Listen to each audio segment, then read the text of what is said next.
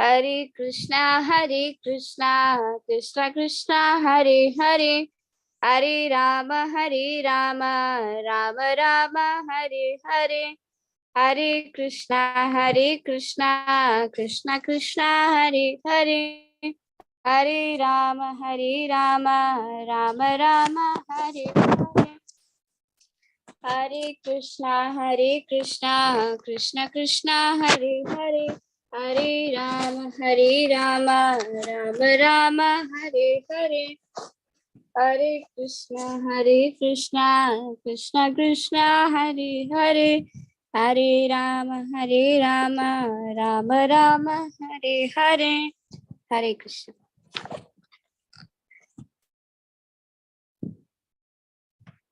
हरे Krishna everyone, आप सभी का स्वागत है भगवत गीता 18 डे कोर्स के डे 6 में। तो आज हम करेंगे भगवत गीता का छठा अध्याय, अध्याय 6, ध्यान योगा।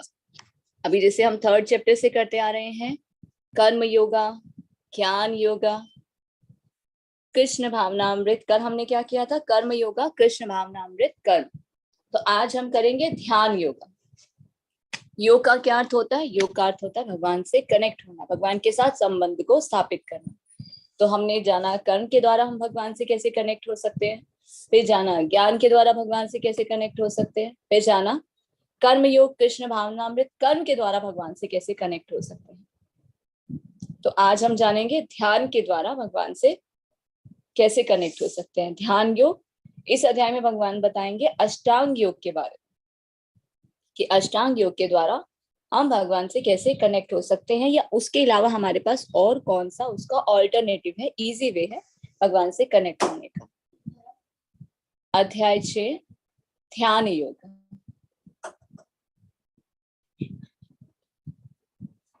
आपको क्या लगता है कि ये योग है? क्या ये योग है? अभी हम देखते हैं ना, आधुनिक समाज में जो योग कहा जाता है, लोग क्या करते हैं? योगा करने के लिए जाते हैं।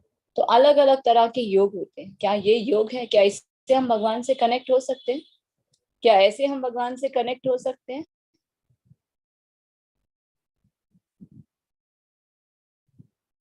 कितने सारे योग है ना, yoga for chair, yoga tennis, desktop yoga, back care yoga, yoga for wellness, yoga weight loss and. तो क्या इन सब योगा की क्रियाओं के द्वारा हम भगवान से कनेक्ट हो सकते हैं? नहीं। तो योग का अर्थ होता है भगवान से कनेक्ट होना। तो योग की असली परिभाषा है भगवान से कनेक्ट होना। ये सब क्रियाएं तो सिर्फ शरीर को स्वस्थ रखने के लिए होती है, इससे हम भगवान से कनेक्ट नहीं हो सकते। तो अध्याय 6, ध्यान योगा। श्री भगवान ने कहा, जो पुरुष अपने कर्म फल के प्रति अनासक्त है और जो अपने कर्तव्य का पालन करता है, वही सन्यासी और असली योगी है। वह नहीं जो ना तो अग्नि जलाता है ना कर्म करता है। तो असली सन्यासी कौन है? जो अपने कर्तव्य का पालन करता है। भगवान ने हमें क्या निर्देश दिया भगवत गीता में? हम जान रहे हैं, कर्म करना हमारा कर्तव्य है। कर्म के फल के प्रति हमें अनासक्त होना चाहिए, कर्म के फल को भगवान को समर्पित करना चाहिए और साथ में भक्ति करना चाहिए। तो सन्यासी और असली योगी कौन है? जो अपने कर्तव्य का पालन करता है और कर्म फल के प्रति अनासक्त होता है। वो असली योगी नहीं है जो ना तो कर्म करता है ना अग्नि जलाता है, क्योंकि कर्म के बिना तो अग्नि भी नहीं जलती। तो भगवान ये नहीं बोल रहे कि कर्म मत करो, सिर्फ भक्ति करो। कर्म करना हमारा कर्तव्य। जिस भी कर्म बंधन में भगवान ने हमें डाला है, उसे हमें अच्छे से करना चाहिए। तो इस अध्याय में हम जानेंगे अष्टांग योग की पद्धति। अष्टांग योग क्या है? 8 अंग हैं जिसके, किन 8 अंगों के द्वारा, किन 8 नियमों के द्वारा हम भगवान को प्राप्त कर सकते हैं। अष्टांग योग पद्धति के बारे में क्यों बताया जाता है, किस लिए है ये? मन और इंद्रियों को कंट्रोल में करने के लिए। पर कलयुग में नॉर्मल लोगों के लिए तो इजी नहीं है अष्टांग योग। पहले हुआ करता था, कदम मुनि ने किया था 40,000 वर्ष तक, विश्वामित्र ने किया था अष्टांग योग। क्यों? क्योंकि तब लाइफ स्पैन क्या होती थी? 1 लाख वर्ष तक की आयु होती थी। तब अष्टांग योग करते थे भगवान को प्राप्त करने के लिए, मन और इंद्रियों को कंट्रोल में करने के लिए। पर अब कलयुग में तो आयु ही 100 वर्ष की है, 100 भी नहीं है। तो क्या कलयुग में सभी अष्टांग योग कर सकते हैं? नहीं, पॉसिबल नहीं है। तो अष्टांग योग क्या है, पहले हम उसके बारे में जानेंगे। 8 अंग हैं जिसके, कौन कौन से 8 अंग हैं? यमस, नियम, आसन, प्राणायाम, प्रत्याहार, धारणा, ध्यान और समाधि। तो ये 8 अंग है अष्टांग योग के। यम, नियम, आसन, प्राणायाम, प्रत्याहार, धारणा और ध्यान, फिर लास्ट में आता है समाधि। तो इन 8 अंगों के द्वारा हम एक एक अंग का बहुत ही अगर सावधानी से पालन करते हैं, इनके नियमों का पालन करते हैं, तो हम भगवान के साथ कनेक्ट हो सकते हैं। मन और इंद्रियों को कंट्रोल में करेंगे, फिर हम भगवान को प्राप्त कर सकते हैं। तो भगवान को प्राप्त करने के लिए जो सबसे पहला क्या बताया गया है, मन और इंद्रियों को कंट्रोल करना। यम में, यम का क्या अर्थ होता है, तो यहाँ 8 नियम भी जान लेते हैं, इसमें हमें क्या क्या करना होता है। यम का अर्थ है उसे एकांत जगह में रहना चाहिए और हमेशा अपने मन को नियंत्रित करना चाहिए। नियम का क्या अर्थ है, नियम होना चाहिए खाने में, सोने में, काम करने में, मनोरंजन करने की आदतों में एक बैलेंस होना चाहिए, नियम होना चाहिए। आसन, जमीन पर कुसा घास बिछाएं, फिर इस पर हिरन की खाल से कवर करें। आसन ना तो बहुत ऊंचा हो ना ही नीचा हो, पवित्र स्थान पर स्थित होना चाहिए। किसी व्यक्ति के शरीर, गर्दन और सिर को एक सीध में रखना चाहिए। नाक की नोक पर लगातार घूरना चाहिए और इस प्रकार एक अनगढ़े दबे हुए मन से, भय से रहित, पूरी तरह से यौन जीवन से मुक्त किसी को भी मेरा ध्यान करना चाहिए। चौथा नियम क्या आता है, आने जाने वाली श्वास की गति को रोकने का अभ्यास करें, इस प्रकार अंतिम रूप से ट्रांस में रहें। मतलब श्वास की जो क्रियाएं होता है उसका अभ्यास करना। प्राणायाम हम करते हैं तो वो कंट्रोल करके रखना अपनी श्वास की गति को। प्रत्याहार, भौतिक अस्तित्व की समाप्ति, मतलब इंद्रिय विषयों से अपने आप को हटा लेना, कुछ भी नहीं करना। धारणा, उसकी मानसिक गतिविधियों को अनुशासित करता है और पारलौकिक स्थिति हो जाती है। सभी इच्छाओं से रहित उसे योग प्राप्त करने के लिए कहा जाता है। तो कहने का क्या अर्थ है, पूर्ण रूप से अपने मन को भगवान में लगाना। तो ये क्या आता है, धारणा। ध्यान, जैसे पवन रहित स्थान पर दीपक टिपता है, उसी तरह पारलौकिक व्यक्ति जिसका मन नियंत्रित रहता है वह अपने ध्यान में हमेशा स्थिर रहता है। पवन रहित स्थान पर जैसे दीपक टिकता है, कहीं पर हवा नहीं चल रही तो दीपक की लौ क्या होती है, एकदम स्ट्रेट रहती है। तो आपको भी क्या करना है, गहन ध्यान, किस पर, भगवान पर। समाधि, सबसे बड़ी कठिनाई के बीच भी जो स्थिर रहता है वह वास्तव में भौतिक संपर्क से तथा सभी दुखों से वास्तविक स्वतंत्रता है। मतलब पूर्ण तल्लीनता। आपके आसपास क्या हो रहा है कुछ नहीं पता, ना खाने का, ना पीने का, ना इंद्रिय विषय का, कहाँ पर है, क्या हो रहा है, कुछ भी आपको पता नहीं है। वो समाधि की स्टेज जो आ जाती है। तो ये 8 नियम बताए जाते हैं। अष्टांग योग, अगर कोई भगवान को प्राप्त करना चाहता है तो अष्टांग योग के द्वारा कर सकते हैं। कुछ लोग करते हैं सिद्धि प्राप्त करने के लिए जाते हैं, जंगलों में जाएंगे, हिमालय पे जाएंगे, तो वो अष्टांग योग की क्रियाओं के द्वारा भगवान को प्राप्त करने का प्रयास करते हैं। क्या आप सब इस योग प्रणाली को आजमाने के लिए तैयार हैं? क्या आप सब रेडी हैं इस विधि से भगवान को प्राप्त करने के लिए? ये तो बहुत कठिन है, बहुत ही मुश्किल है। कलयुग में भगवान एक सरल उपाय बताते हैं कि कैसे हम भगवान को प्राप्त कर सकते हैं, कैसे हम अपने मन और इंद्रियों को कंट्रोल में कर सकते हैं।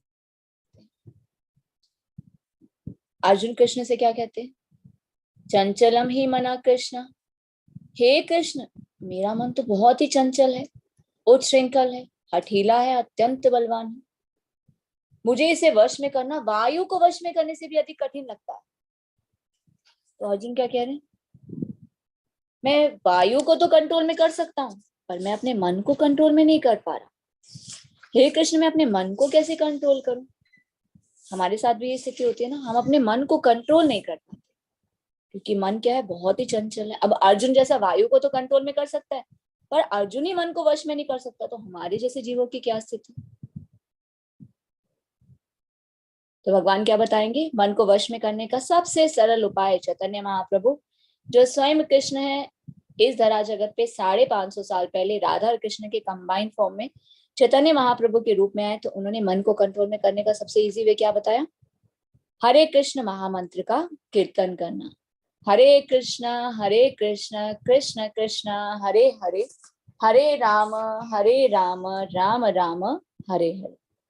विधि क्या है, स वै मनः कृष्ण पदारविंदो। मनुष्य को चाहिए कि वह अपने मन को पूर्णतः कृष्ण में लगाए। जब हम अपने मन को भगवान में लगाते हैं, भगवान की सेवा में लगाते हैं, श्रवण और कीर्तन में लगाते हैं, तो हम अपने मन को कंट्रोल में कर सकते हैं। तो मन को कंट्रोल में करने का सबसे सरल उपाय क्या है, भक्ति, सिर्फ भक्ति के द्वारा हम अपने मन को कंट्रोल में कर सकते हैं। श्री भगवान ने कहा, हे महाबाहु अर्जुन कुंती पुत्र, निसंदेह चंचल मन को वश में करना अत्यंत कठिन है, किंतु उपयुक्त अभ्यास के द्वारा तथा विरक्ति के द्वारा ऐसा संभव है। भगवान भी मान रहे हैं कि मन बहुत चंचल है, इसे कंट्रोल में करना बहुत कठिन है, पर कैसे कर सकते हैं? उपयुक्त अभ्यास। देखेंगे आप, बार बार ये भगवान बताते हैं, अभ्यास योगेन।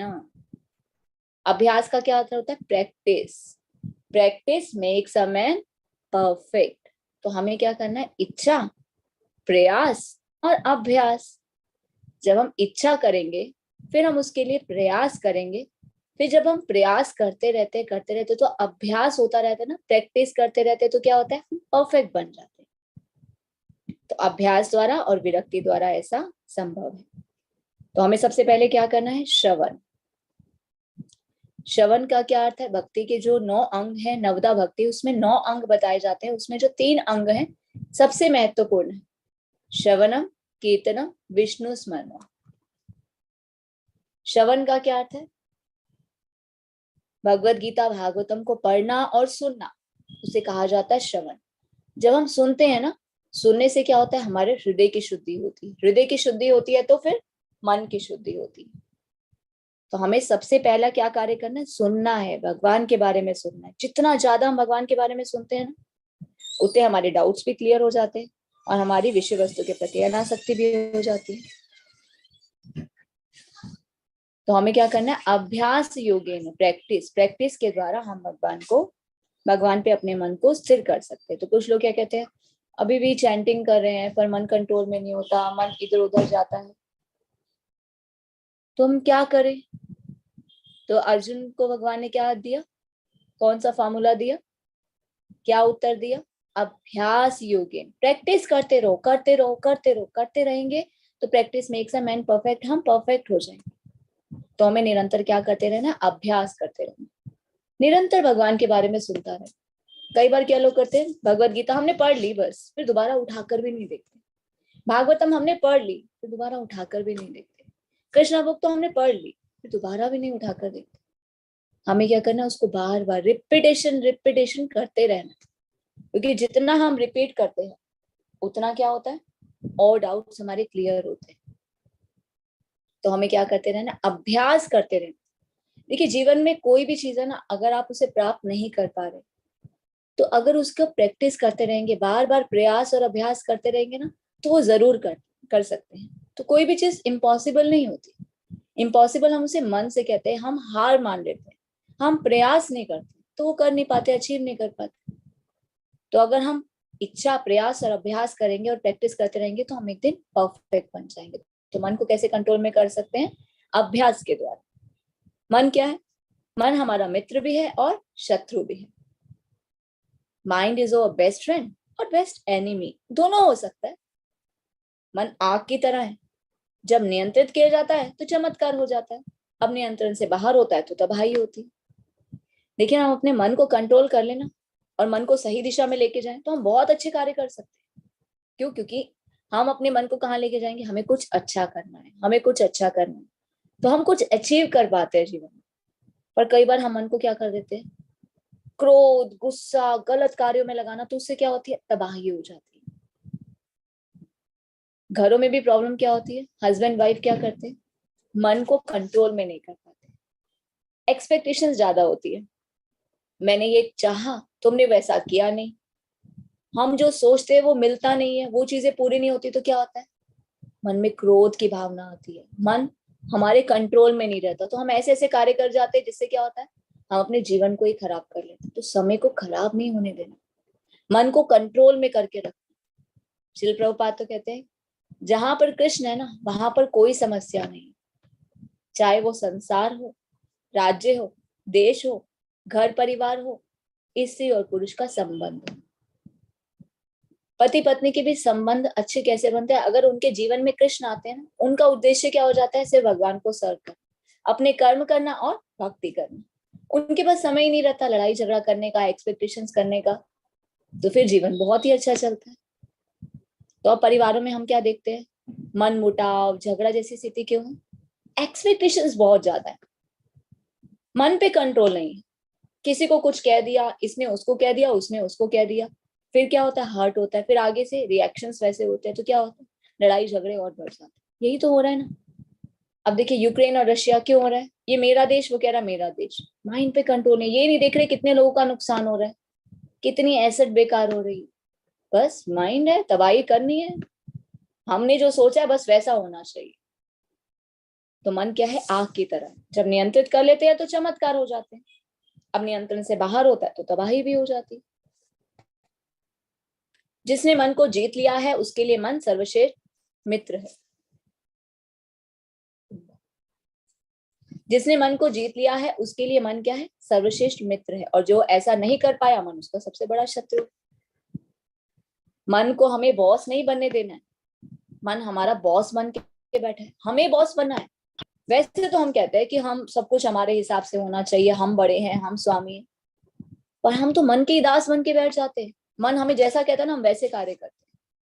मन हम पे कंट्रोल कर लेता है, वो जैसा वो कहता है बस वैसे ही करने लग जाते हैं। तो जो मन को कंट्रोल कर लेता है, मन को जीत लेता है, तो मन क्या बन जाता है? उसका फ्रेंड बन जाता है। और जो ऐसा नहीं कर पाता, मन शत्रु बन जाता है और हमसे गलत कार्य करवाता है, हम करते जाते हैं। तो सबसे इंपॉर्टेंट क्या है? मन को कंट्रोल में करके रखना। मन को कंट्रोल कैसे कर सकते हैं? अगर हम अपने मन को भगवान की सेवा में लगाएं। हमारे पास समय ही नहीं होना चाहिए फालतू चीजों के लिए, इधर उधर की बातों के लिए। कौन क्या कर रहा है, कौन क्या नहीं कर रहा है, हमें क्या लेना देना? हम अपना टाइम क्यों वेस्ट करें? ऑलरेडी हमारे पास समय कम होता है, कितने काम होते हैं करने के लिए, कर्म ही पूरे नहीं कर पाते। भक्ति करने के लिए तो वैसे ही समय नहीं है। 4 माला करने के लिए कितनी मुश्किल से समय निकलता है, 16 तो पता नहीं करेंगे कब। लड़ाई झगड़ा करने के लिए हमें समय मिल जाता है, दूसरा कोई क्या कह रहा है, हमारी एक्सपेक्टेशन थी उसने पूरा नहीं किए, उसे बोलने के लिए, उसे सुनाने के लिए वो समय हमारे पास है। तो हमें क्या करना है? मन को कंट्रोल में करके रखना है। मन को कंट्रोल में कैसे करेंगे? जब इसे हम सही जगह में लगाएं। कर्म और भक्ति, अगर हम ये चीज सीख लेना कि हमें जीवन में क्या करना है, अपने कर्म करने हैं और भक्ति करनी, तीसरी चीज के लिए आपके पास समय होगा ही नहीं। आपको ऐसे लगेगा अरे मैं कुछ किसी के लिए गलत सोच रहा हूँ या कहीं किसी गलत जगह में इन्वॉल्व हो रहा है, इसका मतलब मेरा टाइम वेस्ट हो रहा है। इतनी देर में तो मैं अपना कोई काम कर लेता, इतनी देर में मैं भक्ति कर लेता। तो हम क्या होते हैं? उन चीजों से फिर धीरे धीरे हटते जाते हैं। तो जब उन चीजों से हट जाते हैं तो हमारी लाइफ बहुत अच्छी हो जाती है। तो हमें क्या करना है? कर्म और भक्ति, सिर्फ इसी पे फोकस करना है। जो हमारी रिस्पॉन्सिबिलिटीज है उन्हें अच्छे से करें, समय है तो हमें भक्ति करनी चाहिए। तो जो मन को कंट्रोल में कर लेता है तो मन उसका मित्र बन जाता है, जो नहीं कर पाता मन उसका शत्रु बन जाता है। अर्जुन ने कहा, हे कृष्ण, उस असफल योगी की क्या गति है जो प्रारंभ में श्रद्धा पूर्वक आत्म साक्षात्कार की विधि ग्रहण करता है, किंतु बाद में भौतिकता के कारण उसे विचलित हो जाता है और योग सिद्धि को प्राप्त नहीं कर पाता। कुछ प्रश्न अर्जुन पूछ रहे हैं, जैसे हमारे मन में भी आता है ना कि हमने अभी भक्ति की, फिर हमारी अधूरी रह गई तो क्या होगा।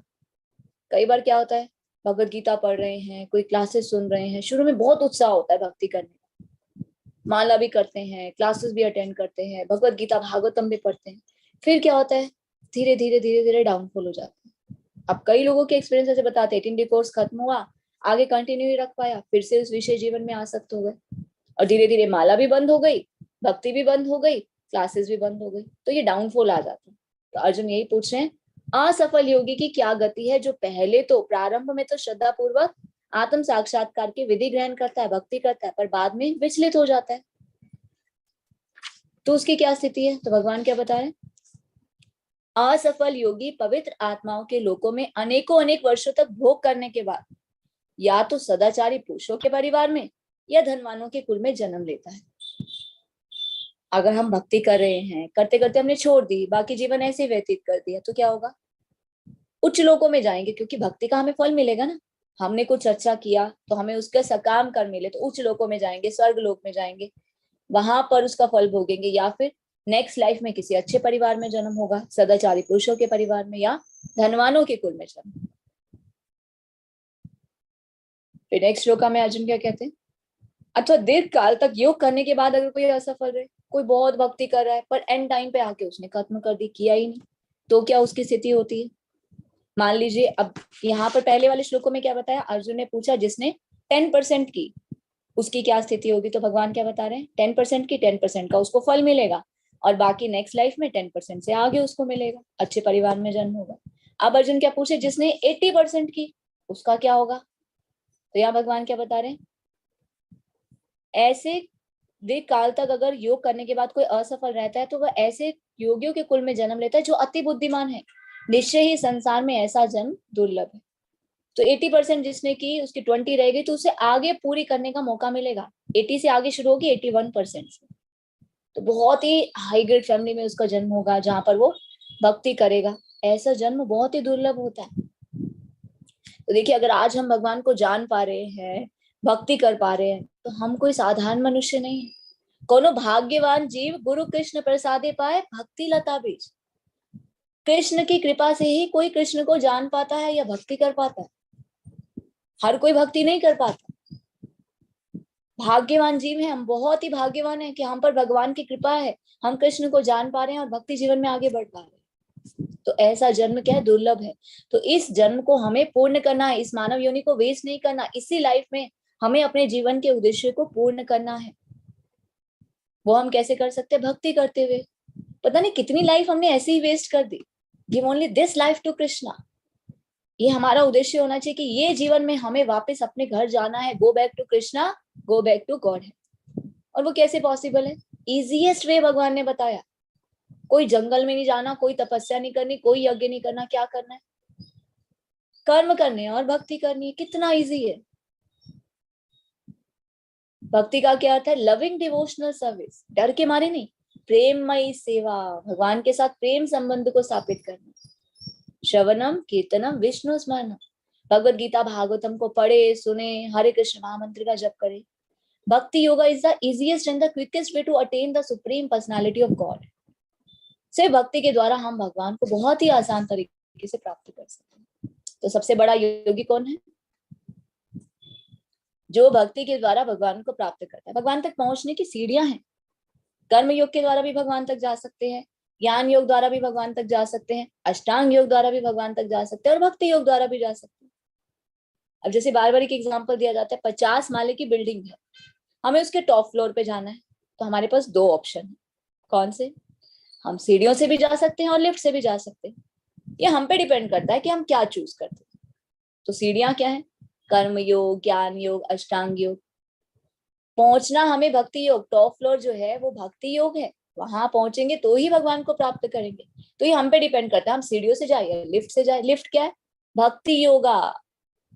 The easiest and the quickest way to attain the supreme personality of God है। भगवान को प्राप्त करने का सबसे इजी वे, लिफ्ट की तरह फटाफट चुटकी बजाते ही भगवान को प्राप्त कर सकते हैं। तो देखिए, अगर स्टेयर से जाएंगे तो क्या होगा? समय भी ज्यादा लगेगा, शक्ति भी लगेगी। और लिफ्ट से जाते हैं तो कम समय में जल्दी पहुंच जाते हैं। पर ये हम पे डिपेंड करता है कि हमें कौन सा रास्ता चूज करना है। भगवान भगवद गीता के 18वें अध्याय में लास्ट में क्या बताते हैं? मैंने तुम्हें सब कुछ बता दिया, अब चॉइस इज योर्स, कि आपको क्या करना है। मैंने तो तुम्हें सब कुछ बता दिया, लिफ्ट भी है, सीढ़ियां भी है, कौन सा रास्ता आपको लगता है कि आपको चूज करना चाहिए। तो भक्ति योगा क्या है? इजीएस्ट एंड द क्विकेस्ट वे। भक्ति के द्वारा हम भगवान को बहुत ही आसानी से प्राप्त कर सकते हैं। योगी नाम अपि सर्वेषां। और समस्त योगियों में से जो योगी अत्यंत श्रद्धा पूर्वक मेरे परायण है, अपने अंतःकरण में मेरे विषय में सोचता है और मेरी दिव्य प्रेमा भक्ति करता है, वह योग में मुझसे परम अंतरंग रूप में युक्त रहता है और सबों में सर्वोच्च है। यही मेरा मत है। तो यहाँ भगवान क्या ओपिनियन दे रहे हैं? अपना अपना मत क्या दे रहे हैं? समस्त योगियों में सबसे उत्तम योगी कौन है? जो श्रद्धा पूर्वक मुझे सरेंडर करता है, मेरी शरण में आता है, मेरे विषय में सोचता है, मेरी भक्ति करता है। वही कौन है? वही मुझे सबसे प्रिय है, वही सबों में सर्वोच्च है। यही मेरा मत है। तो भगवान की नजरों में कौन सबसे ऊंचा है? कौन उनका सबसे प्रिय है? जो श्रद्धा पूर्वक उनको शरण ग्रहण करता है, उनके बारे में सोचता है और भक्ति करता है।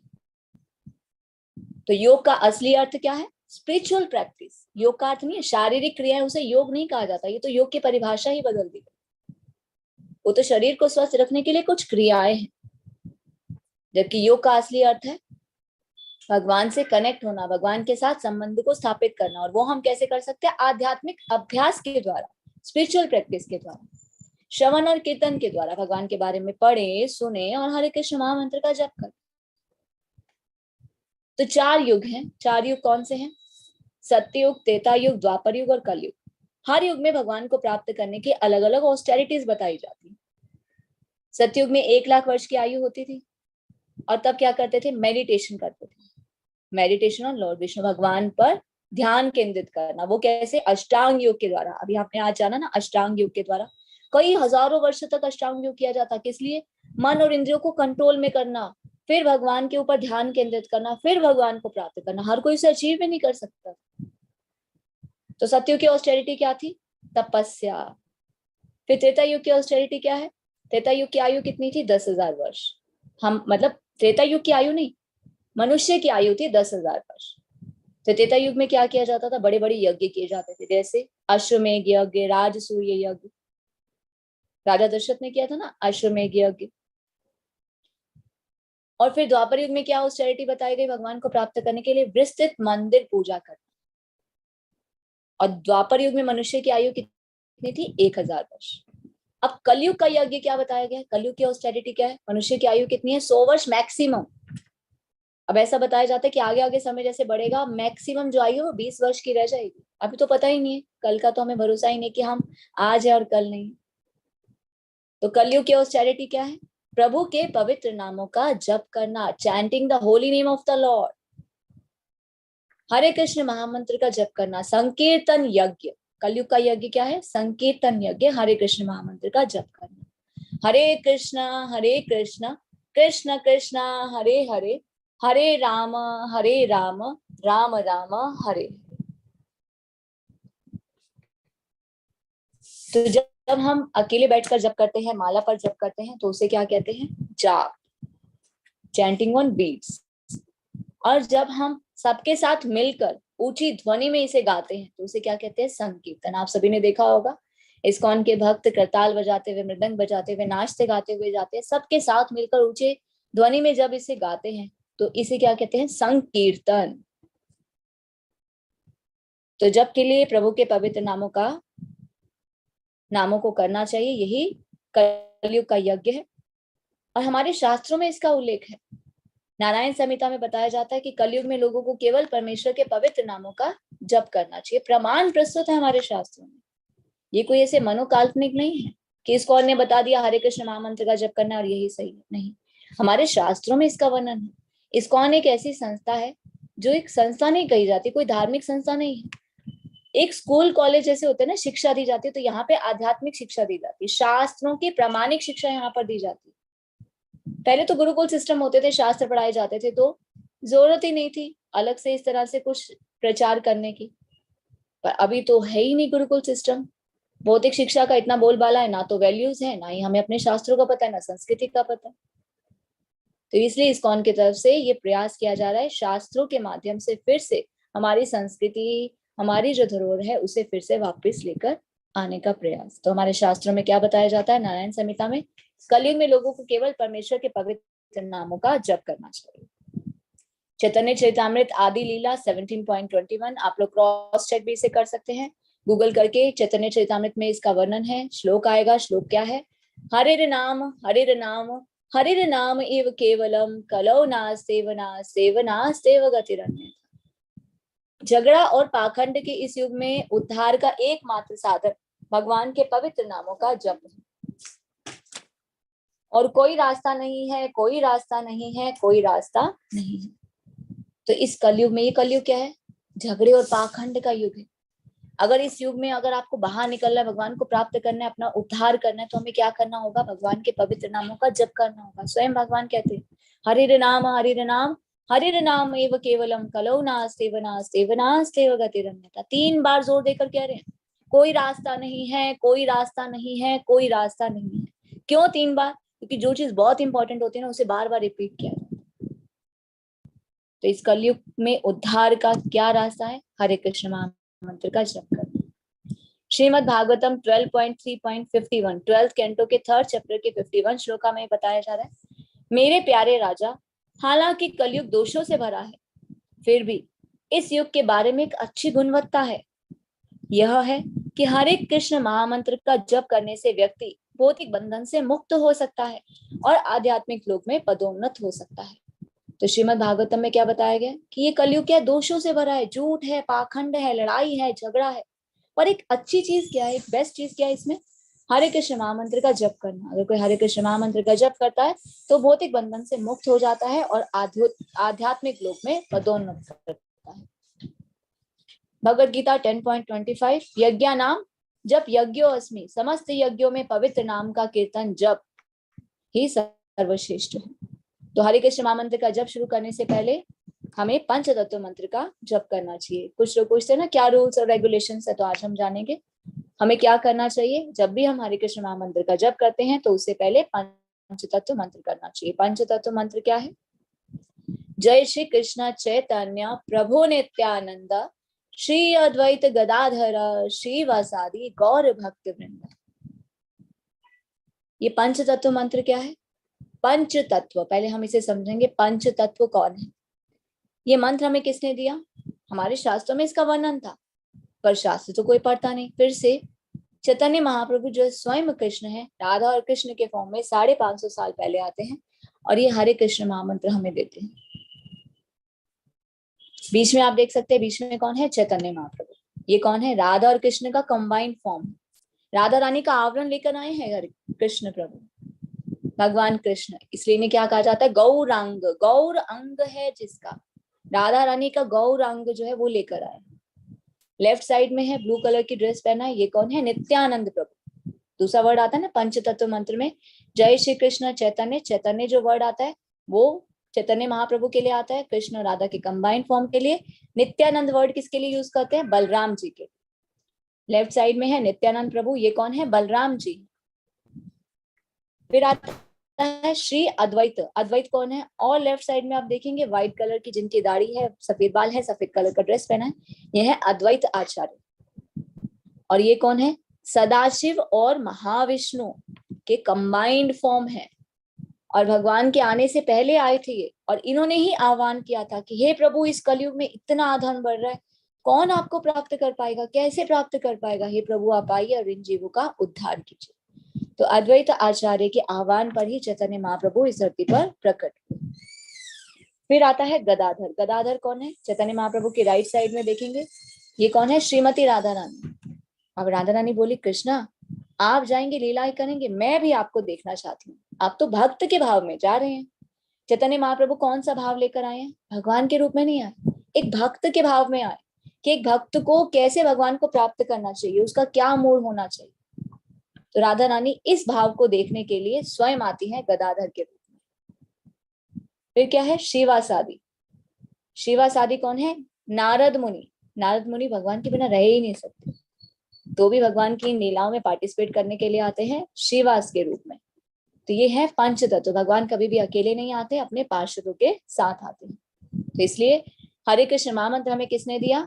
चैतन्य महाप्रभु ने दिया। इससे पहले हम पंचतत्व मंत्र बोलते हैं ताकि हम उनकी कृपा प्राप्त कर सके। तो क्या है पंचतत्व मंत्र? जय श्री कृष्ण चैतन्य प्रभु नित्यानंद श्री अद्वैत गदाधर श्रीवासादि गौर भक्त वृंदा। हरे कृष्ण महामंत्र का जप हमें कैसे करना चाहिए? थोड़ा सा जोर से बोलना चाहिए, इतना जोर से कि हमारे कानों को सुनाई दे, क्योंकि ये कान है ना, ये बहुत इंपॉर्टेंट है।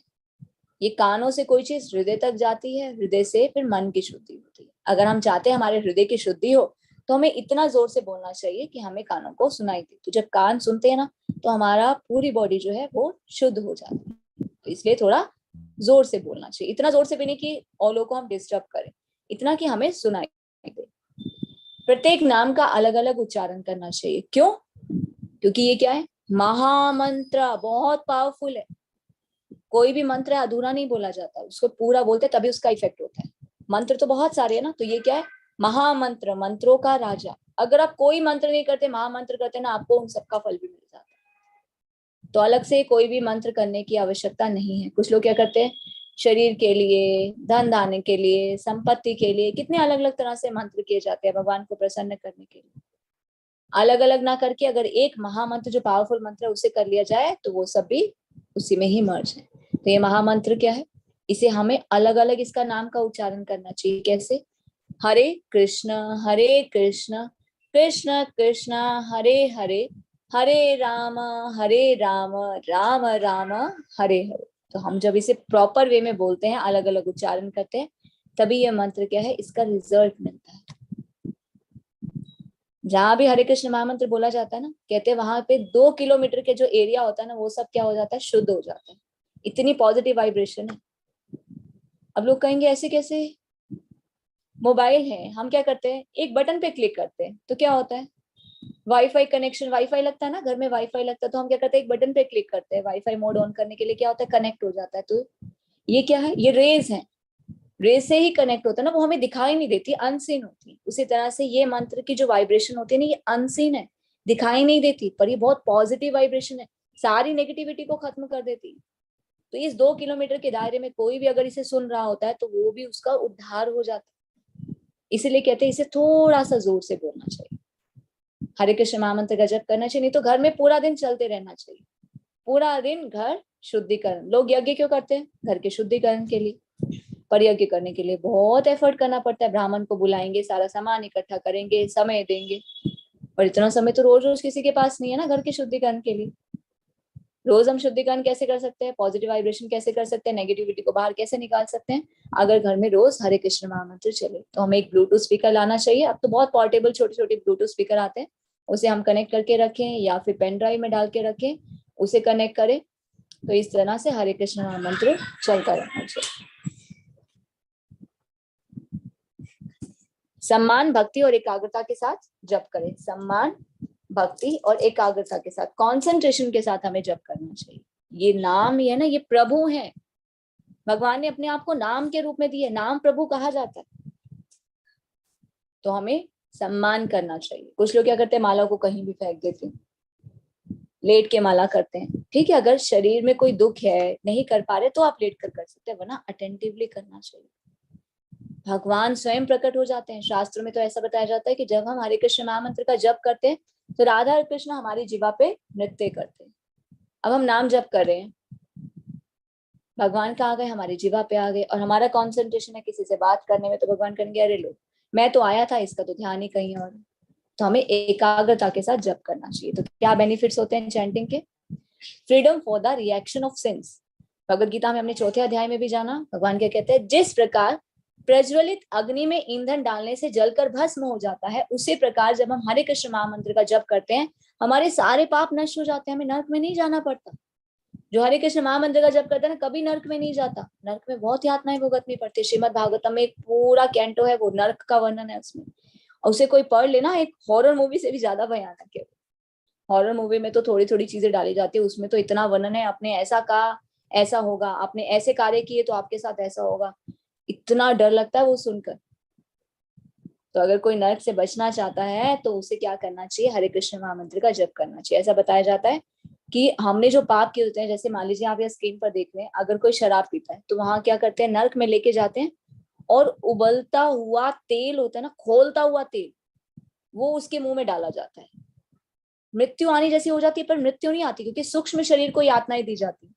जब हम इस शरीर को त्यागते हैं तो जो बाहर का जो शरीर है, ये तो पंचभूत में विलीन हो गया, इसके अंदर एक शरीर है, इसे यमदूत लेके जाते हैं और इसे यातनाएं देते हैं। मरता नहीं है, और इतनी बुरी हालत होती है, मरने जैसी हालत होती है, फिर भी मृत्यु नहीं होती, क्योंकि सूक्ष्म शरीर है ना। अब कोई क्या करता है, मान लीजिए पराई स्त्री के साथ संग करता है, उसकी क्या स्थिति होती है, जलती आग के साथ लिपटा दिया जाता है। आप स्क्रीन पर देख पा रहे हैं, राइट साइड में ऊपर, जलती अग्नि के साथ उसे लिपटा दिया जाता है। वो जलता रहता है, जलता रहता है, इतनी बुरी स्थिति हो जाती है, मरने वाली स्थिति हो जाती है, पर फिर भी उसे उसकी यातनाएं भुगतनी पड़ती। गलत काम किया ना, पर स्त्री का संग नहीं करना चाहिए। कुछ लोग क्या करते हैं, किसी का पैसा लूट लेते हैं, गला काट देते हैं, हत्या कर देते हैं, तो उन्हें क्या करते हैं, उनके शरीर के अंग काटे जाते हैं, एक एक अंग को काटा जाता है, इतना दर्द होता है, वो चिल्लाता है पर मरता नहीं है। आग में पकाया जाता है उसके अंगों को और उसे ही खिलाया जाता है। और कुछ लोग क्या करते हैं, बहुत ही गलत चीजें खाते हैं, उन्हें खोलते हुए तेल के बीच में डाल दिया जाता है। तो यातनाएं भी बताई गई, नरक में कैसा करने से उसका क्या फल भुगतने को मिलता है। पर जब हम हरे कृष्ण महामंत्र का जप करते हैं तो हमारे जितने भी पाप है वो नष्ट हो जाते हैं। तो हमें एटलीस्ट नरक में तो नहीं जाना पड़ेगा, कर्म के बाद हमें फल मिलेगा। अच्छे कर्म करेंगे तो उच्च लोकों में जाएंगे, फिर से धरती पे आ जाएंगे। बुरे कर्म करेंगे तो उसका बुरा फल मिलेगा। पर हमें कृष्ण कर्म करने चाहिए, कर्म के बंधन में नहीं बंधना है, हमें बार बार जन्म मृत्यु के चक्र में नहीं आना, अलग योनियों में नहीं आना, बार बार सफर नहीं करना, अपने घर वापस जाना है। Go back to Krishna, go back to Godhead. आज नहीं जाएंगे, 100 जन्म के बाद जाएंगे, 10 लाख जन्म के बाद जाएंगे, पर जाना तो अपने घर ही है, तो क्यों इतना वेट करें? क्यों ना इसी लाइफ में हम अपने घर जाने के लिए तैयारी करके रखें। तो इसी लाइफ में हम अपने घर वापस कैसे जा सकते हैं? Go back to Krishna, go back to godhead by the chanting of holy name, Hare Krishna महामंत्र का जप करके। Relieve from unwanted drives and habits, हमारे अंदर कुछ बुरी आदतें भी होती हैं, वो भी सब छूट जाती है। अगर हम हरे कृष्ण महामंत्र का जप करते रहते हैं, भगवान के बारे में सुनते रहते हो, तो धीरे धीरे धीरे धीरे सब आदतें छूट जाती हैं। आप पाश्चात्य देश देखिए, पाश्चात्य देशों में कितना बुरा हाल था, हिप्पीज हैप्पी हो गए श्रील प्रभुपाद की कृपा से, हरे कृष्ण महामंत्र का जप करते। आप कभी गूगल करें या यूट्यूब करें, अफ्रीका जैसा देश है, कितने काले काले लोग और कितनी गंदी तरह से वो लोग रहते थे, गंदी चीजें खाते थे, एलएसडी तक यूज करते थे। उनकी स्थिति भी कैसी हो गई, वो भी नाचते गाते हैं हरे कृष्ण महामंत्र पर। रशिया तो हमारे इंडिया से भी आगे निकल गया, इतना प्रचार हो रहा है वहां पर, इतने लोगों का जीवन बदल चुका है। तो हमारी जो हैबिट्स हम छोड़ भी नहीं पाते ना, वो भी अगर हम भगवान को पकड़ लेना तो हमारी हैबिट्स धीरे धीरे छूट जाती है। लोग कहते हैं ना एंजाइटी है, स्ट्रेस है। क्यों होता है एंजाइटी और स्ट्रेस? सोचते बहुत ज्यादा है। आजकल तो कितना कॉमन हो गया ना, अरे डिप्रेशन हो गया है, एंजाइटी है, डॉक्टर के पास जाते हैं, एंजाइटी है, डिप्रेशन है, स्ट्रेस है। क्यों है? आपके पास इतना समय ना कि आप चीजों के लिए सोच रहे हैं। अगर आपने मन को आप भगवान की सेवा में लगाएंगे, आपके पास समय नहीं होगा वो सब चीजें सोचने के लिए, ना तो आपको एंजाइटी होगी, ना स्ट्रेस होगा, ना डिप्रेशन होगा। ये सब मन की बीमारी है, कोई ये बीमारी नहीं है, ये सिर्फ मन की बीमारी है। हम ओवर सोचते हैं, अनवांटेड थिंग सोचते हैं, ओवर थिंकिंग करते हैं, क्योंकि हमारे पास समय है ना। खाली दिमाग शैतान का घर, तो इस मन को कभी भी फ्री नहीं रखना चाहिए। कर्म करने के बाद अगर हमारे पास समय है तो हमें क्या करना है? हरे कृष्ण महामंत्र का जप करना है, तो हमें एंजाइटी और स्ट्रेस से भी रिलीफ मिलता है, पीस ऑफ माइंड, मन में शांति मिलती है, इसीलिए हमेशा खुश रहते हैं। कितना ये इस्कॉन के भक्त इतना मुस्कुराते क्यों रहते हैं? इतनी तकलीफ होती है फिर भी इनके फेस पे स्माइल होती है। क्यों? मन में शांति है ना, खुशी है, कोई चिंता ही नहीं है, पता है कि जो हो रहा है वो प्रभु की इच्छा से हो रहा है, चाहे अच्छा हो रहा है चाहे बुरा हो रहा है। तो इसलिए हमेशा क्या रहते हैं? खुश रहते हैं, पीसफुल माइंड रहता है, नहीं कोई डिस्ट्रेस, कोई स्ट्रेस नहीं होता। मृत्यु शैया पे भी पड़े होंगे ना तो भी मुस्कुरा रहे होंगे। क्यों? उन्हें पता है ये हमारे कर्मों के फल हम भुगत रहे हैं, पर भगवान की कृपा से कम होकर भुगतने को। हमेशा क्या रहते हैं? खुश रहते हैं। तो रियल हैप्पीनेस किसमें है? जब हम अंदर से खुश होते हैं ना तो हमें हैप्पीनेस होती है। हरे कृष्ण महामंत्र चलते तो सब क्या करते हैं? नाचते हैं। कोई कब नाचता है नॉर्मली अगर लाइफ में देखा जाए तो? कोई कब नाचता है? कहते भाई की शादी है, बहन की शादी है, ऐसी ओकेजन पे नाचते हैं, बर्थडे पार्टी है तब नाचते हैं, कि बहुत खुशी होती है तो नाचते हैं। तो जब हमारे कृष्ण महामंत्र का जप करते हैं या सुनते हैं तो अंदर से हमारा हृदय क्या हो जाता है? तुष्ट हो जाता है, संतुष्ट हो जाता है, अंदर खुशी होती है तो हम नाचने लगते हैं। देखा ना आपने इस्कॉन के टेम्पल्स में आप जाए, हरे कृष्ण महामंत्र चल रहा हो तो लोग कैसे कूद कूद के नाच रहे होते, तो देखिए अंदर से कितने खुश होंगे तो इतना नाच रहे। कोई खुश होता है तो ही नाचता है। भाई भाई की शादी में तो कुछ लोग दिखावे के लिए नाचते हैं, अंदर से इतनी खुशी नहीं होती। सब नाच रहे, चलो हम भी नाचे। तो रियल हैप्पीनेस कब होती है? जब हम अंदर से खुश आते हैं। तो हमें ये प्रयास करना चाहिए हरे कृष्ण महामंत्र को सुने और उस पर नाचें गाएं, तो अपने आप सारे स्ट्रेस, सारी चिंताएं, सब दुख खत्म हो जाते हैं और हमें जीवन का उद्देश्य पता चलता है। हरे कृष्ण महामंत्र के बारे में लोग क्या बताते हैं? बहुत सारे लोगों की अलग अलग राय है। It's really a process of having realization of God. हम जॉर्ज हैरिसन कौन है? हमारे इस कॉन में इनका बहुत बड़ा योगदान है। पहले आप गूगल करके देख सकते हैं, पहले जो पाश्चात्य देशों में एक बिटल नाम का एक ब्रांड था, सिंगिंग ब्रांड था बिटल। जैसे अभी हम सुनते हैं ना ब्रिटनी स्पीयर्स वगैरह हैं, या और अभी मालूम नहीं है, हम लोग इतना नहीं देखते हैं कि अभी जो सिंगिंग ब्रांड कौन से चल रहे हैं। उस समय पर कुछ समय पहले जो थे, लगभग सोचिए कि 80 साल पहले, 80 भी नहीं कह सकते, कुछ 50-60 साल पहले, 70 साल पहले जो थे, बिटल्स नाम का एक 1960s में आप गूगल करके देख सकते हैं, बिटल्स ब्रांड था जिसमें जॉर्ज हैरिसन थे। तो ये ब्रांड बहुत फेमस था। तो इनसे जब इस्कॉन के भक्त मिले तो इन्हें भक्ति के बारे में बताया। शुरू में तो इन्होंने नेग्लेक्ट किया, क्योंकि जो लोग ऑलरेडी इतनी बोलते ना हायर स्टेज पे होते हैं, बहुत उनका नाम होता है और बहुत उनके पास ऐश्वर्य धन होता है, तो वो क्या करते हैं, उसी में ही मस्त रहते हैं। उनको भक्ति भाव और भगवान जैसी चीजें सुनने में कोई इंटरेस्ट नहीं होता। बहुत पैसा, बहुत नाम, वो उसी में इन्वॉल्व रहते हैं। पर जब एक बार इस्कॉन के भक्त उनसे मिलने के लिए गए, तो जब उनसे मिले, अपॉइंटमेंट मिला, तो जॉर्ज हैरिसन ने ठीक है अपॉइंटमेंट दिया, सुना उनको। तो उनको ज्यादा इंटरेस्ट उन्होंने दिखाया नहीं, क्योंकि उनको ऑलरेडी बहुत सारे काम, उनके बहुत सारे प्रोजेक्ट्स थे। तो उन्होंने बोला ठीक है, आप हरे कृष्ण महामंत्र का जप किया कीजिए। बोले हाँ हाँ ठीक है। बोले अगर कभी जीवन में कोई समस्या हो ना, तो आप ये भगवान के नाम का जप करेंगे ना, भगवान आपकी सहायता करेंगे। ऐसा बोल के वो भक्त उन्हें कुछ किताबें देके, माला देकर और प्रसाद देकर वहां से चले जाते हैं। जॉर्ज हैरिसन अपनी लाइफ में फिर से बिजी हो जाते हैं। बहुत सारे उनके पास प्रोजेक्ट्स होते हैं, देश विदेश की वो यात्रा करते हैं। एक बार जब वो फ्लाइट से जा रहे होते हैं ना, तो अनाउंसमेंट होती है कि ये जो फ्लाइट है, ये प्लेन है, ये क्रैश होने वाला है। अब अनाउंसमेंट हो जाती है, सब में बहुत भगदड़ मच जाती है। क्या करें, कुछ नहीं कर सकते, कुछ कर ही नहीं सकते हैं। बस आप अपनी अपनी प्रार्थना, अनाउंसमेंट होती है कि आप अपने जिस जिस भगवान को मानते हैं उनसे प्रार्थना कर सकते हैं कि अब हमारे हाथ में कुछ भी नहीं है, हम कुछ नहीं कर सकते। जॉर्ज हैरिसन के माइंड में एक चीज क्लिक करती है, क्या? ये हरे कृष्ण वाले जो आए थे, उन्होंने क्या बोला था, हरे कृष्ण महामंत्र का जप करना, भगवान आपकी सहायता करेंगे। तो वो क्या करते हैं, आंखें बंद करते हैं, जोर जोर से हरे कृष्ण महामंत्र का जप करने लगते हैं। हरे कृष्ण कृष्ण कृष्ण हरे हरे, हरे राम राम राम हरे हरे। तो बहुत देर तक वो करते रहते। तो फिर 5-10 मिनट के बाद अनाउंसमेंट होती है। क्या अनाउंसमेंट होती है? कि जो प्लेन है ये सेफली लैंड कर गया है। Oh my God! वो आंखें खोलते हैं, इतने शॉक हो जाते हैं, सच में भगवान ने सहायता की, ये तो बहुत ही पावरफुल है। तो प्लेन से जैसे उतरते हैं, सीधा कहाँ जाते हैं, इस्कॉन टेम्पल, जो एड्रेस वो देकर जाते हैं उनको, सीधा वहां जाते हैं और श्री प्रभुपाद से मिलते हैं और अपने आप को पूरी तरह से उन्हें सरेंडर कर देते हैं। भक्ति वेदांत मैनर है, उन्हीं की कृपा से बना, उन्होंने वो जगह दी, वहां पे बहुत ही सुंदर टेम्पल बनाया गया।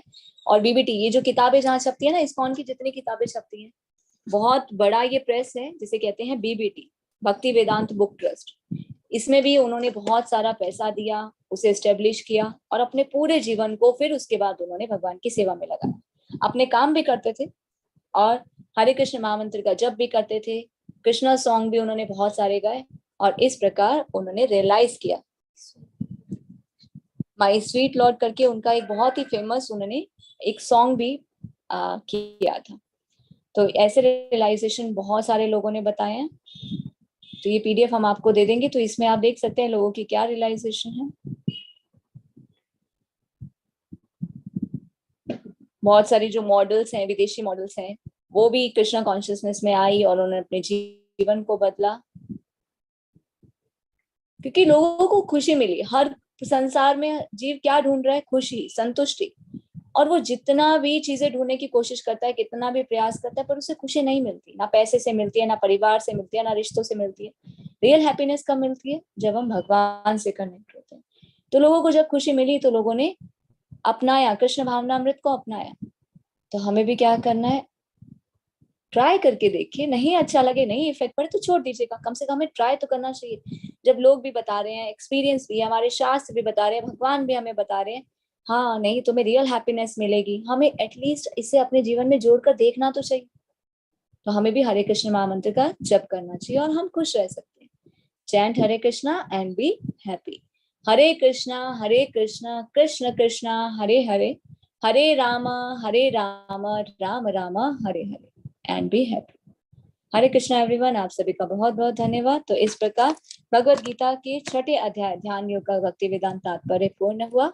हरे Krishna. Always remember Krishna, never forget Krishna, chant Hare Krishna and be happy. Hare Krishna. तो अगर किसी का कोई भी प्रश्न है तो वो चैट बॉक्स में भी ड्रॉप कर सकते हैं और हैंड रेज भी कर सकते हैं स्क्रीन।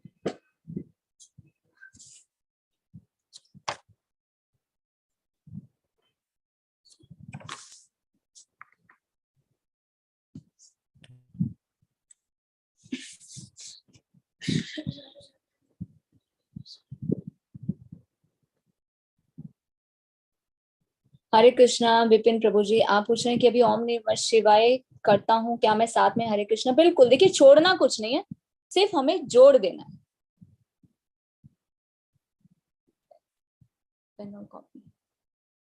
तो आप साथ साथ कर सकते हैं। देखिए शिवजी जी की कृपा से ही आप भगवान को जान पा रहे हैं। तो शिवजी जी से यही प्रार्थना कीजिए कि आप मेरा इसी प्रकार मार्गदर्शन कीजिए, क्योंकि हम भगवान को ऐसे नहीं जान पाते। या तो हमारे पिछली लाइफ के कुछ कर्मास होते हैं, भगवान की कृपा होती है, या भगवान के शुद्ध भक्तों की कृपा से हम भगवान को जान पाते हैं। तो आप साथ साथ हरे कृष्ण महामंत्र का जप भी कर सकते हैं। हरे कृष्णा आदित्य प्रभु जी। ठीक है प्रभु जी, आपका नंबर ग्रुप में हम ऐड कर देंगे।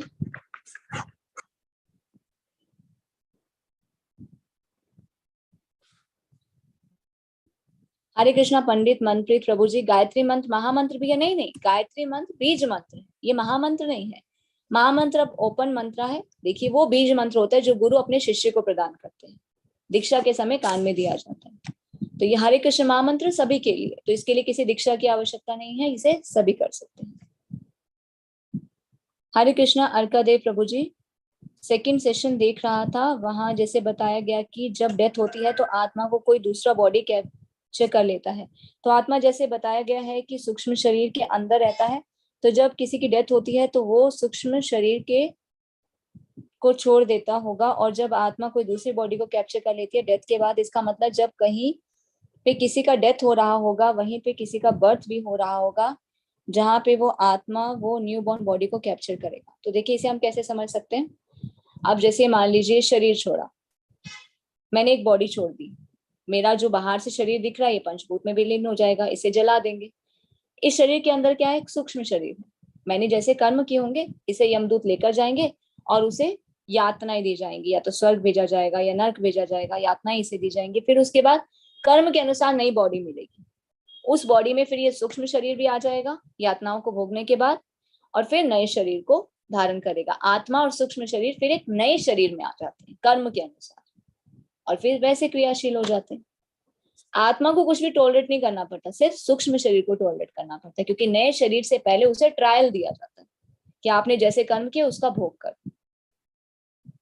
हरे कृष्ण राधे श्याम प्रभु जी। महामंत्र का जप कितने समय तक करना चाहिए? क्या इसके लिए कोई समय फिक्स होना चाहिए? नहीं नहीं, कोई समय फिक्स नहीं है। एक माला करने में 10 मिनट लगते हैं। वीडियोस हमने ग्रुप में भेजे हैं, फिर से हम भेज देंगे। आप शुरू में उनके साथ कीजिए, फिर प्रैक्टिस हो जाती है।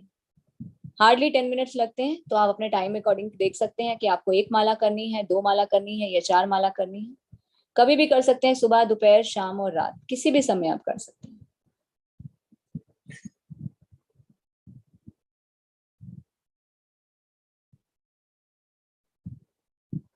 हरे कृष्ण राजा प्रभु जी। चैंटिंग कैसे करते हैं? तो कल हम आपको स्टार्टिंग में एक वीडियो दिखाएंगे कि किस प्रकार हरे कृष्ण महामंत्र का जप करते हैं माला पर।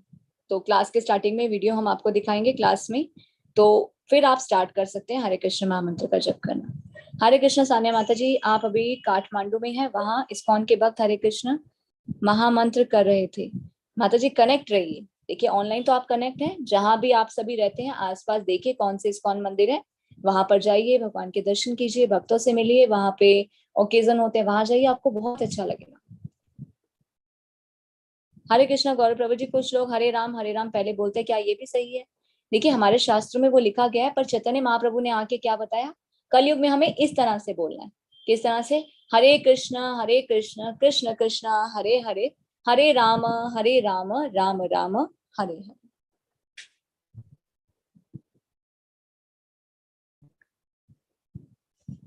हरे कृष्णा लवलीन माता जी। ओके माता जी, पीडीएफ हम ग्रुप में भेज देंगे।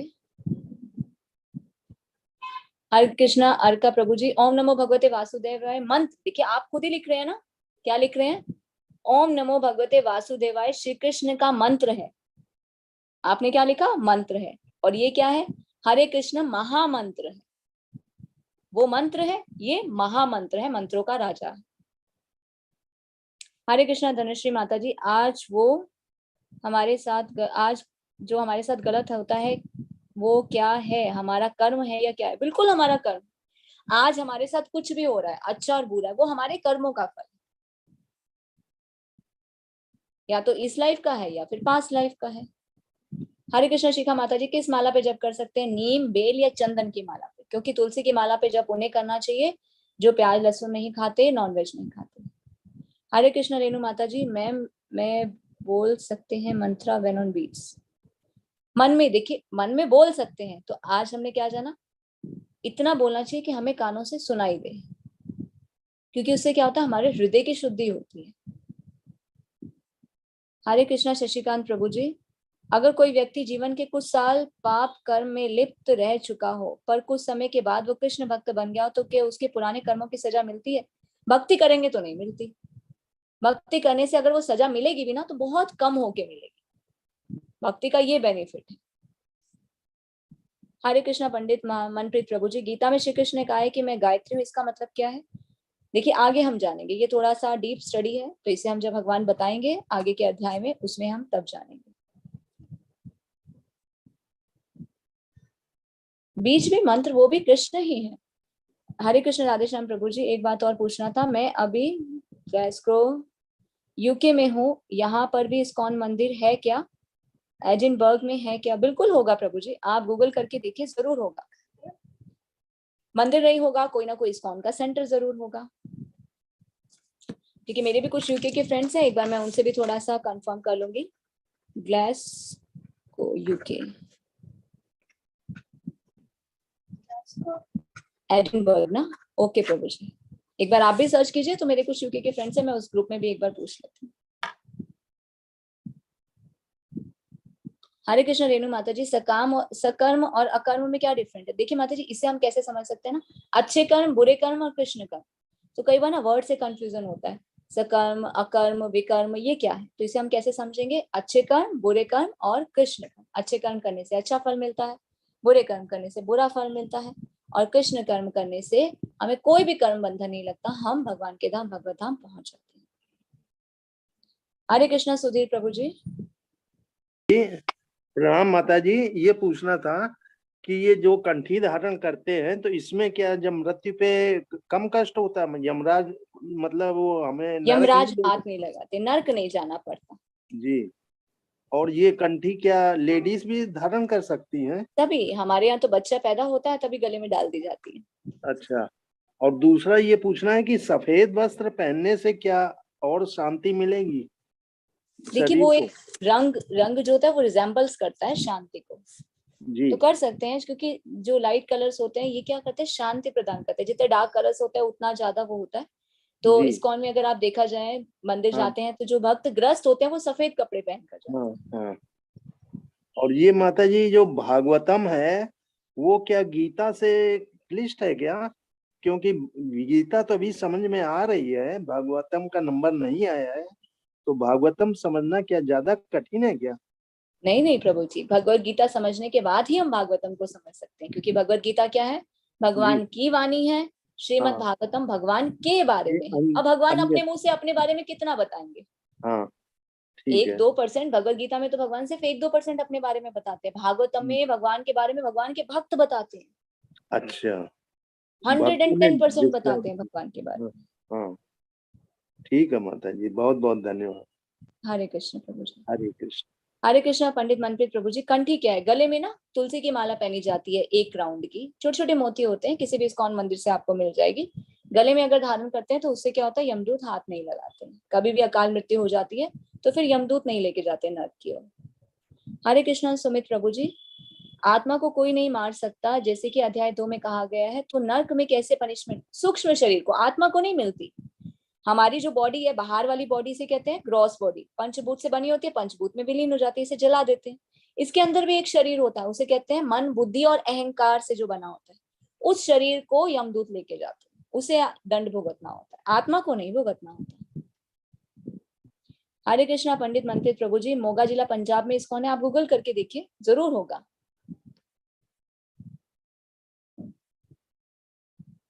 हरे कृष्णा विनीता माता जी, क्या भूत प्रेत भी आदमी को परेशान कर सकते हैं? देखिए अगर आप भक्ति करेंगे ना, हरे कृष्ण महामंत्र का जप करेंगे, तुलसी माला गलत में धारण करेंगे, कोई भी आपको परेशान नहीं कर सकता।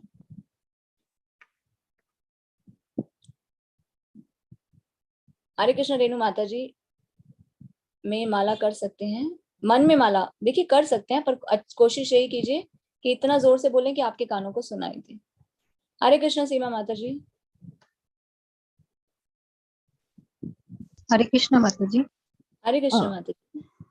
माता जी, वो जो आपने मंत्र का एक एक वर्ड का हमें मीनिंग बताया था, उसमें गौर भक्त वृंद का क्या मीनिंग है? गौर भक्त वृंद। ओके ओके, सॉरी माता जी, वो बताया नहीं। गौर भक्त का मतलब होता है, गौर कौन है? चैतन्य महाप्रभु। वो किसके साथ आते हैं? भक्त वृंदा, अपने भक्तों के साथ, पूरे ग्रुप के साथ जो आए हैं उसे कहते हैं गौर भक्त वृंदा। अच्छा अच्छा, ठीक। और माता जी वो जो आप हमेशा बताते हैं कि जो लोग भक्ति करते हैं वो कर्मकांडी नहीं होते, तो ये लाइन टच करने ज्वाइन करने से पहले हम लोग जो भक्ति करते आ रहे हैं, जैसे फास्ट रखते हैं, पूजा पाठ करते हैं, तो वो भक्ति कहलाती है या वो कर्मकांडी लोग कहलाते हैं वो उस टाइम पर? कर्म कांड है, वो सकाम कर्म में आता है, उसका अच्छा फल मिलता है। ठीक। मतलब और उसमें या तो स्वर्ग जाएंगे, उच्च लोकों में जाएंगे, या नेक्स्ट लाइफ में अच्छे परिवार में जन्म होगा। ठीक है। और आपने अभी एक स्टोरी बताई थी, है ना? उस हाँ, ग्रुप का क्या नाम है जो ये बैंड था वेस्टर्न का? Beatles, Beatles band. Beatles. Google में आप ठीक देख है। सकते हैं, इनकी पूरी स्टोरी है। जॉर्ज हैरिसन बहुत फेमस है हमारे इस्कॉन में, तो इनका बहुत बड़ा योगदान है। आप ओके। बीटल्स के बारे में जान सकते हैं। एक है फोर्ड्स के जो पोते हैं, एल्बर्ट फोर्ड, उन्होंने भी बहुत योगदान दिया। मायापुर में बहुत अच्छा सुंदर मंदिर बन रहा है, अच्छा अच्छा। वो भी उन्हीं के बहुत बड़े योगदान से बन रहा है। ओके माता जी। और माता जी एक और चीज पूछनी है कि वो जो डेली साधना वाला ग्रुप है ना, लेवल 2 का, हाँ तो जी। लेवल 2 का उसी में ही लिंक आएगा? और उसी जो में ही नया, लिंक आएगा ना? नहीं नहीं माता जी, उसमें सिर्फ हमारा जो पुराना चल रहा है वो लिंक हम भेजते हैं। तो आपने ग्रुप ज्वाइन किया होगा ना लेवल 2 के लिए, नया ग्रुप, जी। तो उसके लिंक फिर उस ग्रुप में आएंगे। आपने किया व्हाट्सएप का ग्रुप ज्वाइन वो? एक्चुअली क्या हुआ, डेली साधना वाला तो किया था, क्योंकि आपका ही मैंने पहले फर्स्ट लेवल किया था और वो मेरा क्विज नहीं हो पाया, तो मैं हनी प्रभु जी से कांटेक्ट करूंगी, अभी भी नहीं मेरा हो पा रहा। और तो डेली साधना का इस ऐसे मैं ज्वाइन कर दिया। लेकिन ग्रुप में जब दो लिंक आया था, मतलब एक लिंक आया था, उसमें से किसी दोनों में से कोई एक ग्रुप ज्वाइन करना था, तो हाँ वो जी। जो ज्वाइन किया हुआ है उसमें भी क्लासेस होती हैं, बट वो मुझे पता नहीं चला, तो जो मैंने डेली साधना वाला कर रखा है उसमें आपका एक लिंक आया था, वो मेरा मिस हो गया, मुझे पता नहीं था उसमें लिंक आएगा। तो क्या उसी में ही लिंक आया करेगा या जो ज्वाइन कर रखा है उसमें लिंक आएगा? मतलब मुझे आपने उसमें। अगर फर्स्ट स्टार्टिंग से करना है तो जो ज्वाइन किया हुआ है उसमें आएगा। इसमें खाली हमारी जो पुरानी क्लासेस चल रही है उसके लिंक हम भेजते हैं। ओके। मतलब इसमें सैटरडे लेवल 2 वाला डेली साधना में सैटरडे संडे, हर सैटरडे संडे नहीं आएगा? सैटरडे संडे वाला आएगा जो हमारा पहले से चल रहा है, जो पिछले लेवल वाले लोगों का चल रहा है ना, सिर्फ उसी का अच्छा लिंक अच्छा आएगा। अच्छा। ठीक है, वो स्टार्टिंग से नहीं है? नहीं माता जी, वो स्टार्टिंग से नहीं है। जैसे आज भी हमने 11 चैप्टर उसमें किया था। Okay okay. हाँ ठीक है माता जी। और वो क्विज का मेरा नहीं हो पा रहा है, तो मैं हनी प्रभु जी से कांटेक्ट करूंगी। हाँ जी, श्योर माता जी। हाँ। और माता जी आप जो आपने एक बार बताया था कि आपकी बेटी होती हैं, तो वो भी मुझे लग रहा है कि वही श्लोक पढ़ती है ना? जी माता जी। बहुत अच्छा, बहुत अच्छे से पढ़ती हैं, मतलब उसका भी धन्यवाद, क्योंकि इतनी छोटी उम्र में वो बच्ची इतना अच्छा श्लोक, इतना अच्छा उच्चारण, इतनी अच्छी लाइन में डली है। बहुत आनंद मिलता है। वो तो क्लासेस भी लेती है, बच्चों को भगवत गीता सिखाती है, 11 से 15 साल तक के बच्चों को। हाँ मैंने सुना था लास्ट टाइम भी, बहुत अच्छा लगा था। देखिए बच्चों को हम जिस तरफ मोड़े, बच्चों को सिर्फ एक पुश की जरूरत होती है, थोड़ा सा जी समय लगता है। तो अगर हम बच्चों को अच्छी जगह पुश करते रहेंगे तो फिर वो उसमें मर्ज हो ही जाते हैं। जी माता। और माता जी मैंने सुना कि जिन्होंने पहले इस्कॉन ज्वाइन किया हुआ था उन्होंने बताया कि अगर हम लहसुन प्याज खाते हैं तो गले में अगर 2 राउंड की माला पहनते हैं, तुलसी माला, तो पहन सकते हैं, लेकिन अगर 4 राउंड की पहनते हैं, तो मतलब 4 राउंड वाली पहनते हैं, तो उसमें लहसुन प्याज छोड़ना पड़ता है। तो इसमें मतलब क्या सच्चाई है? एक माला में भी मतलब मैंने देखा कि ऐसे ट्रिपल डबल फोर्थ लेयर करके पहनते हैं, तो वो लेयर क्यों आती है? उसका क्या मीनिंग क्या है देखिए, उनका? 1 और 2 राउंड होते हैं, जो दिन की दीक्षा नहीं होती वो पहनते हैं। तो ऐसा कुछ नहीं है कि 2 वाले जो प्याज लहसुन खा सकते हैं, नहीं, ठीक है। अगर खा भी रहे हैं तो अच्छा धीरे धीरे अच्छा, छोड़ना चाहिए। जो छोड़ना 3 राउंड चाहिए। वाली होती है, जैसे मैंने 3 राउंड का पहना है, तो 3 राउंड वाली जिनकी दीक्षा हो जाती है वो 3 राउंड का पहनते हैं। और 2 राउंड वाली क्या बताया दो आपने? राउंड वाली नॉर्मल लोग भी पहन सकते हैं, जैसे नॉर्मल। बच्चे हैं, बड़े, नॉर्मल लोग, कोई भी 1 राउंड या 2 राउंड वो लोग पहन सकते हैं। ठीक तीन है, राउंड वाली थैंक सिर्फ दीक्षा जिनकी हो जाती है, सिर्फ वो पहनते हैं 3 राउंड। यू। ओके ठीक है, थैंक यू माता जी। हरे हरे कृष्ण। कृष्णा। हरे कृष्णा हेमंत प्रभु जी, आप इस्कॉन से कनेक्ट होना चाहते हैं, देखिए आप कहाँ रहते हैं। ऑनलाइन आप हमसे कनेक्ट रहिए, इस्कॉन राधा मंगलुरु से कनेक्ट रहिए। ऑफलाइन आप जहां भी रहते हैं अपने आसपास ढूंढिए कोई ना कोई इस्कॉन का सेंटर या मंदिर जरूर होगा, वहां आप जाइए, वहां पे भक्तों से मिलिए, उनसे नंबर एक्सचेंज कीजिए, वहां पे प्रोग्राम्स होते हैं, नहीं तो संडे को आप अपनी फैमिली के साथ वहां जा सकते हैं। कोई प्रोसेस नहीं है, सिर्फ जुड़ जाइए, सुनिए इस्कॉन में क्या हो रहा है, सिर्फ भगवान के दर्शन करने जाते हैं, वहां पे हरे कृष्ण महामंत्र का जप सुनने के लिए जाते हैं, क्लासेस होती है वो अटेंड करते हैं।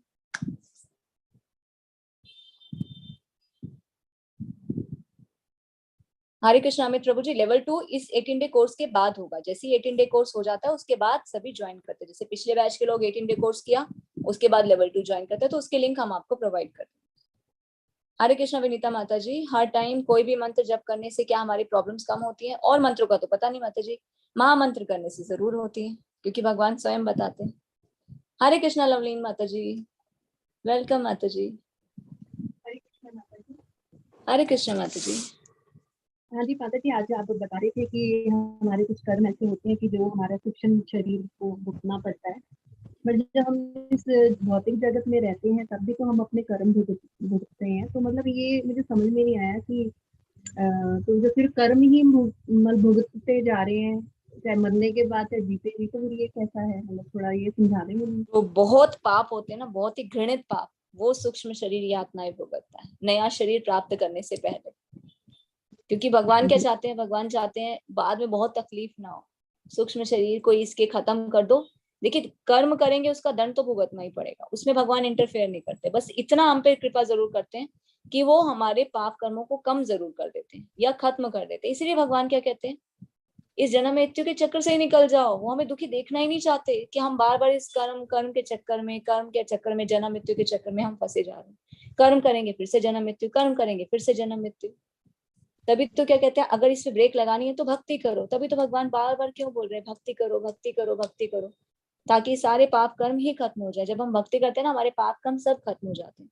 फिर जब हम भक्ति करते हुए शरीर को त्यागते हैं तो फिर सूक्ष्म शरीर को कष्ट भुगतने ही नहीं पड़ते।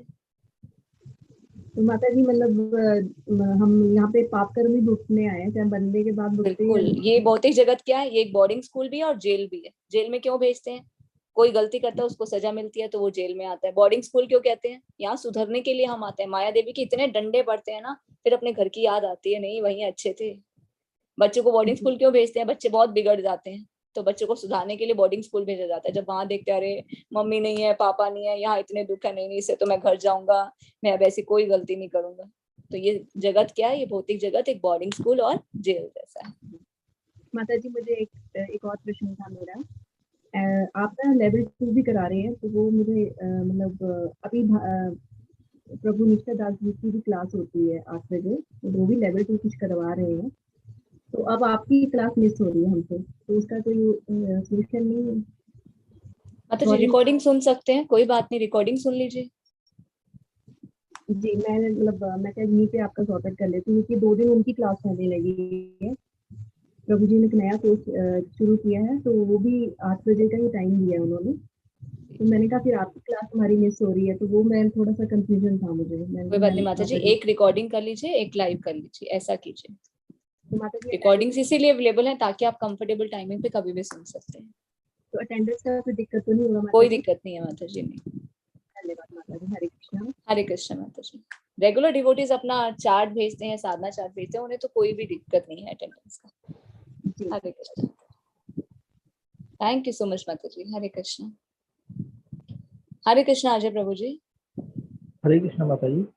हरे कृष्ण। माता जी मेरे को जाना था, हनुमान जी बहुत बड़े भक्त हैं, हुए हैं, तो उनको मोक्ष मिला है या वो अमर हैं? क्या कहते हैं? चिरंजीवी, चिरंजीवी। भगवान के भक्त है ना, भगवान के भक्त भगवान के साथ लीलाएं करने के लिए जहरा जगत में आते हैं, फिर अपने अपने धाम भी चले जाते हैं।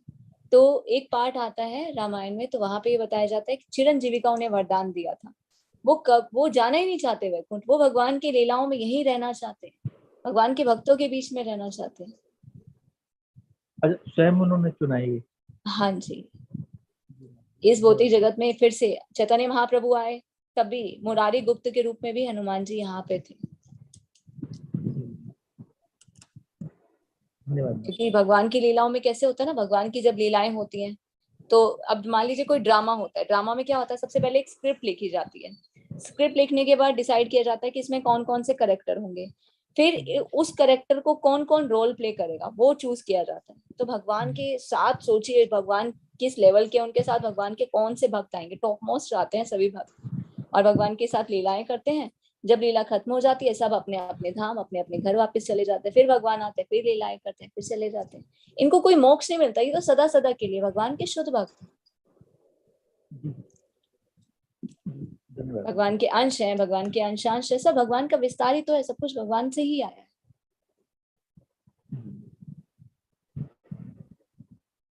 मोक्ष तो भक्तों को भी नहीं चाहिए, हम जैसे साधारण लोगों को भी मोक्ष नहीं चाहिए, मुक्ति नहीं चाहिए। भक्त मुक्ति के काम ही नहीं होते, भक्ति काम ही होते। हमें हमेशा भगवान की सेवा करनी। हरे कृष्ण सावित्री माता जी।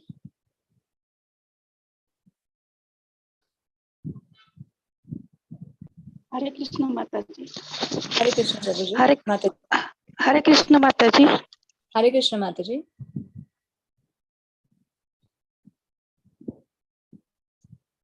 हरे कृष्ण सावित्री माता जी।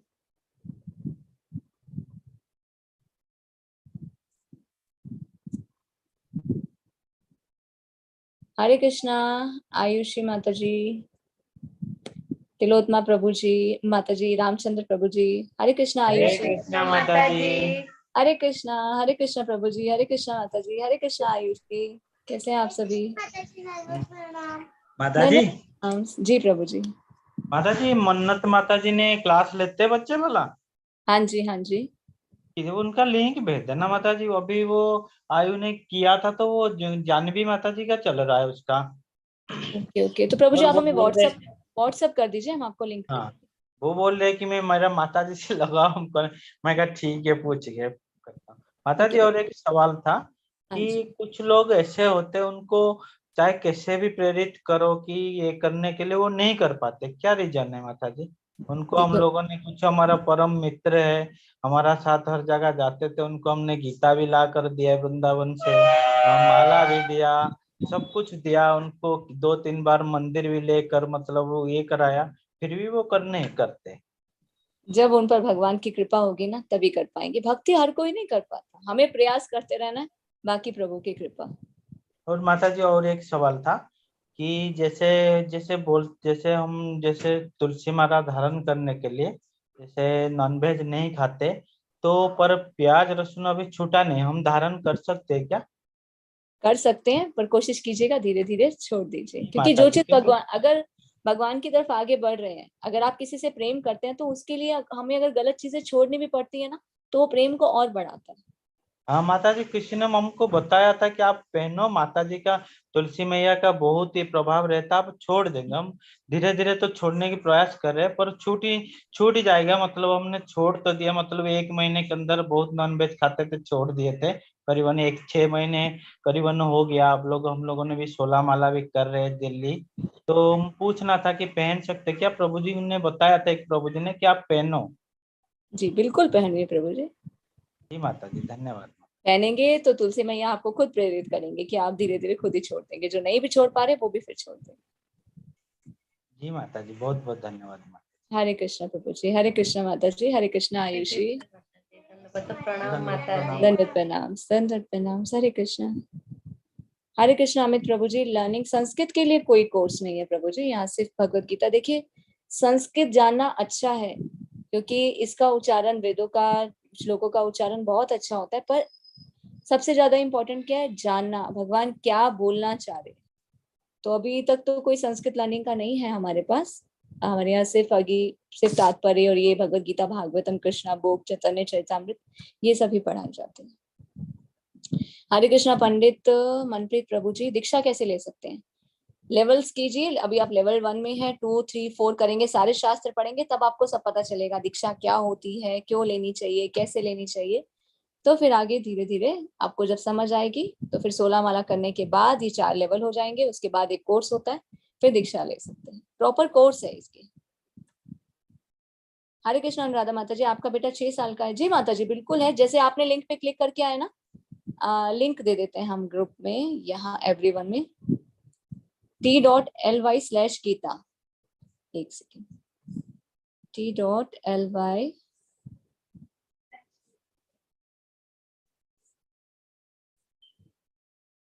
तो माता जी ये लिंक है, इस पे क्लिक करके आप चूज कर सकते हैं। 6 से 10 साल के बच्चों के लिए भी भगवत गीता का कोर्स है, 11 से 15 साल तक के बच्चों के लिए भी है, 16 से 25 साल तक की यूथ के लिए भी है, और फिर आगे एडल्ट्स के लिए भी है। कंफर्टेबल टाइमिंग जो आपके बच्चे को सूट करता हो, सुबह दोपहर शाम रात अलग अलग टाइमिंग्स पे होता है, तो आप चूज कर सकते हैं इसमें।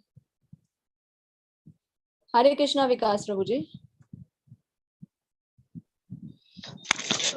माता जी प्रणाम। प्रणाम प्रभु जी। माता जी मैं कह रहा था कि मैंने कोशिश करी थी नॉनवेज वॉनवेज छोड़ने की, और 2 साल तक मैंने छोड़ भी दिया था, लेकिन फिर भी मतलब एक बार तो घृणा सी हो गई थी कि ऐसा कुछ नहीं करना चाहिए, लेकिन फिर से वो शुरुआत हो गई। फिर मैंने 6 महीने के लिए उसे छोड़ा था, लेकिन जब दूसरी बार छोड़ा था तो मन मार के छोड़ा था, मतलब मन तो नहीं हो रहा था, फिर भी मैंने छोड़ दिया था। मैं चाहता तो हूँ छोड़ना, पर वो छूट नहीं पाता। तो आप मैरिड हैं प्रभु जी, अनमैरिड हैं? नहीं, मैं अनमैरिड हूँ। अनमैरिड हैं, तो आपका कुछ संग है ऐसा जो लोग खाते हैं? अब वो पूरी फैमिली खाती है, मतलब हम लोग के रीजन में तो सब खाते ही खाते हैं, और नहीं खाने से वो लोग भी काफी गुस्सा करते थे। फिर एक बार छोड़ भी दिए थे कि चलो ठीक है जैसा करना है करो। तो 2 साल तक तो मैंने उसको कर लिया था, मन बिल्कुल भी नहीं होता था, क्योंकि मेरे एक फ्रेंड को चोट लगी थी, मैं उनकी पट्टी कर रहा था, ब्लड देख के एकदम से मन तुरंत ही परिवर्तित हो गया था। तो उसके बाद से फिर 2 साल के बाद फिर से अपने आप से वो शुरू हो गया, समझ में नहीं आया। फिर 6 महीने के लिए करा था, तो उसमें मन मार के किया था, मतलब मन तो होता था, पर ये कर रखा था कि नहीं खाना है, नहीं खाना है, नहीं खाना है। कम हो गया है लेकिन छूट नहीं रहा।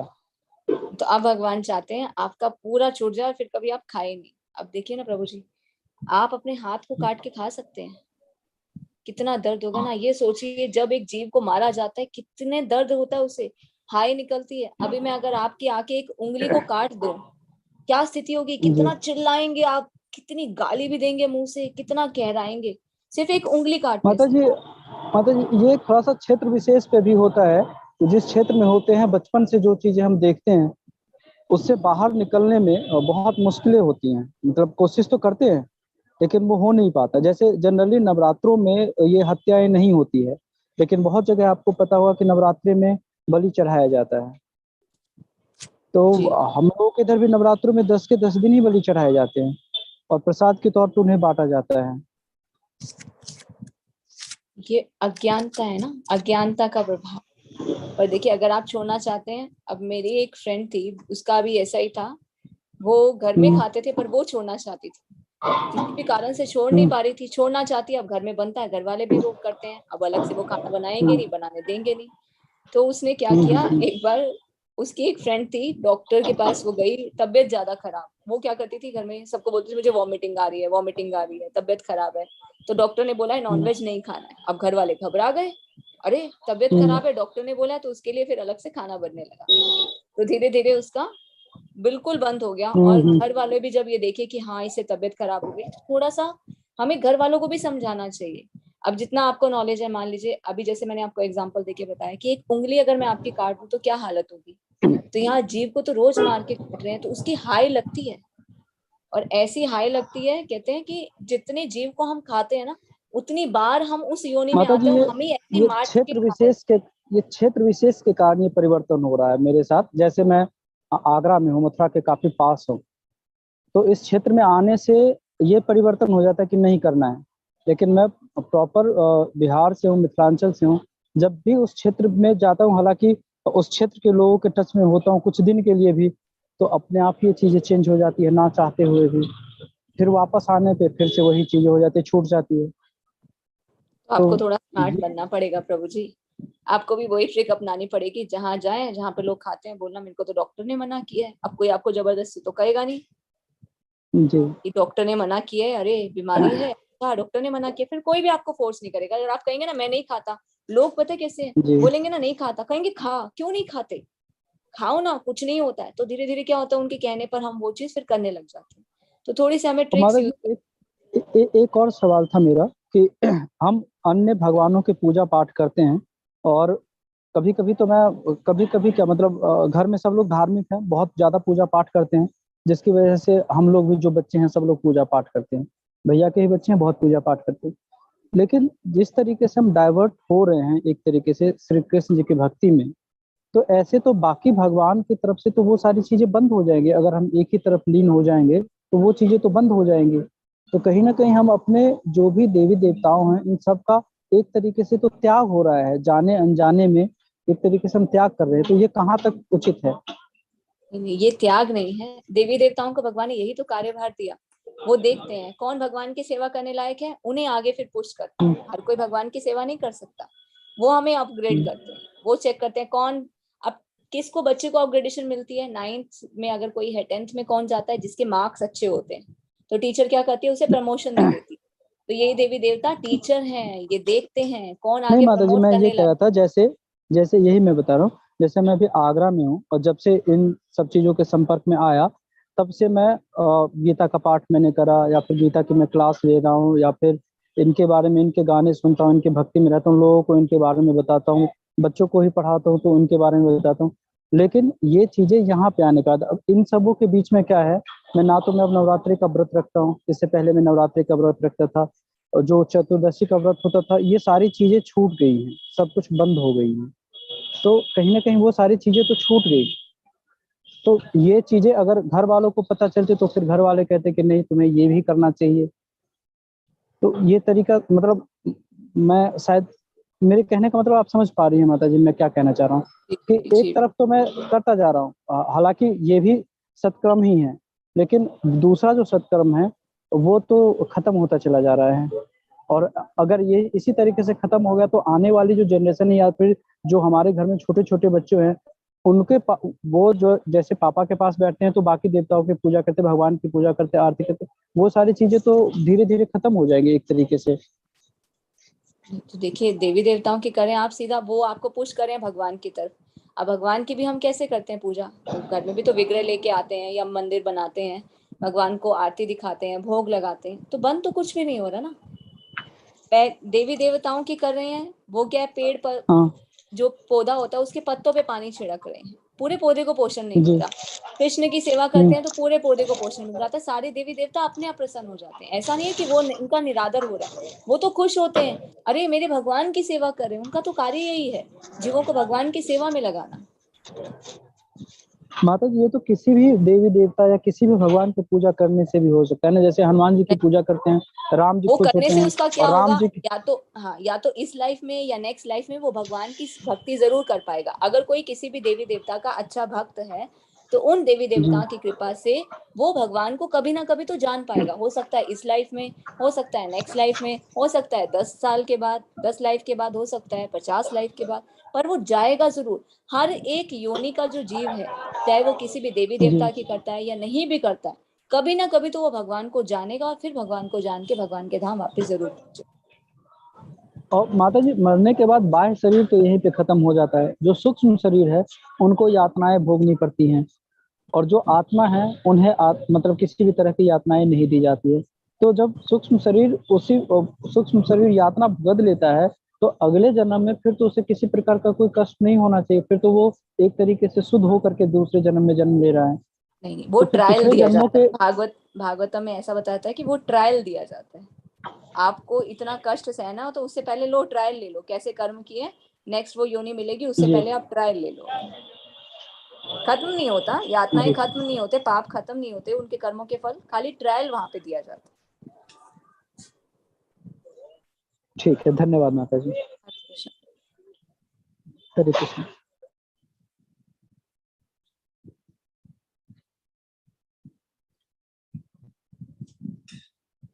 हरे कृष्ण। अंजू माता जी, माला पे जब कैसा करना चाहिए, तो कल क्लास से पहले हम आपको एक वीडियो दिखाएंगे, तो आप उस समय प्रेजेंट रहिए, तो कल हम जान पाएंगे कि माला पे जब कैसे करना चाहिए। ठीक है, तो और किसी का कोई प्रश्न नहीं है तो हम क्लास को यही एंड करेंगे। हरे कृष्णा। हनी प्रभु जी, दंडवत प्रणाम। हरे कृष्णा माता जी, दंडवत प्रणाम। थैंक यू प्रभु जी, thank you so much. Thank you माता जी। वांछा कल्पतरुभ्यश्च कृपा सिंधुभ्येव च पतितानां पावनेभ्यो वैष्णवेभ्यो नमो नमः। Always remember Krishna, never forget Krishna, chant Hare Krishna and be happy. Hare Krishna, Krishna Krishna, Hare Hare, Hare Rama, Rama Rama, Hare Hare। आप सभी का बहुत बहुत धन्यवाद। तो कल हम मिलेंगे अध्याय